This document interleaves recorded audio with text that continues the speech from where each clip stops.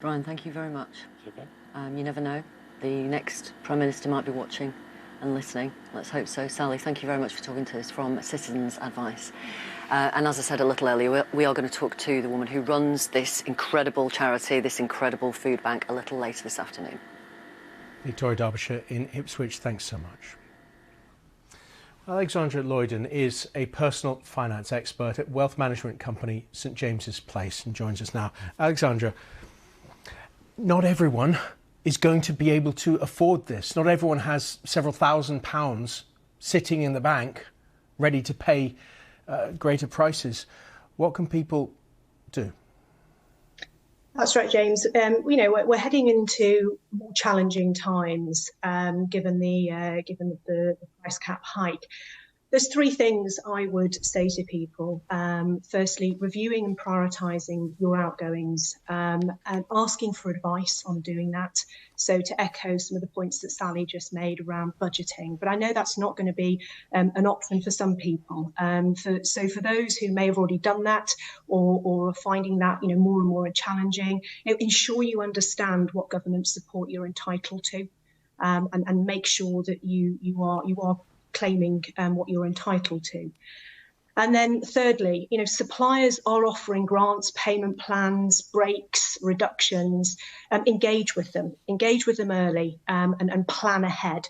I can't foresee them cutting off energy supplies to households, but it's important that you engage early with them. British Gas, for example, has got an energy support fund to support the more vulnerable people. So they're my three top pieces of advice to those who are off facing a really challenging time right now. So, Alexandra, let's pick the third bit and go through it a bit. When you say engage, does that mean give them a call? Does that mean email them? What's the easiest way to get through? Because let's all be honest, it is sometimes quite hard to get through to some of these companies. You might have to spend sometimes an hour on the phone. Are there enough staff in these companies for answers to be given? That's a really great question. I think, first of all, I think it's worth exploring on the website. If you've got access to the internet, if you haven't, then reach out to the likes of the Citizen Advice Bureau and other areas of support to help understand what they're offering. Some of the websites that I've looked at recently are explaining the options that they're offering to clients, and it's really important that you familiarise yourself.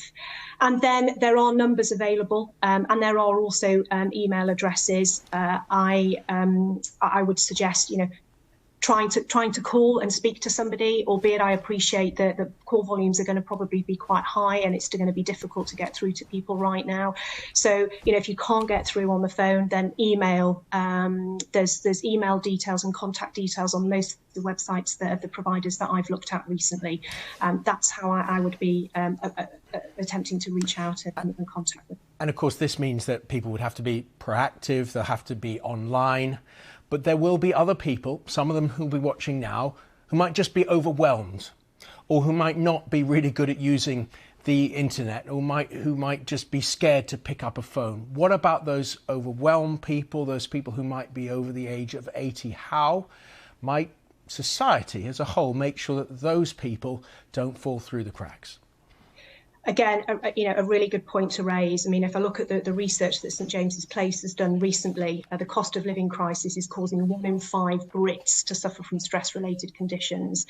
And some of those conditions mean that people haven't got the wherewithal, ability to face into these challenges. I think it's important for us all to be looking out for one another, reaching out to elderly neighbours, elderly family members, just making sure that we are helping the more vulnerable. Charities are clearly taking a really proactive approach, which is fantastic to see.